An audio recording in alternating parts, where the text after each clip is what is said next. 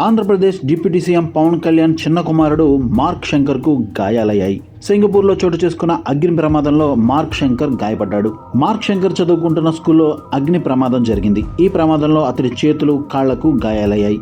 అదే సమయంలో అగ్ని ప్రమాదం సమయంలో వెలువడిన పొగ ఊపిరితిత్తుల్లోకి వెళ్లడంతో అస్వస్థతకు లోనయ్యాడు. దీంతో మార్క్ శంకర్ను ఆసుపత్రికి తరలించి చికిత్స అందిస్తున్నారు. అయితే ప్రస్తుతం అల్లూరు సీతారామరాజు జిల్లా పర్యటనలో ఉన్న పవన్ కళ్యాణ్ సింగపూర్ వెళ్లాలని నిర్ణయించుకున్నారు. అల్లూరు సీతారామరాజు జిల్లా పర్యటన ముగిసిన తర్వాత పవన్ సింగపూర్కు వెళ్లనున్నారు. పర్యటన మధ్యలో నిలిపివేసి సింగపూర్ బయలుదేరాలని పవన్కు పలువురు సూచించారు.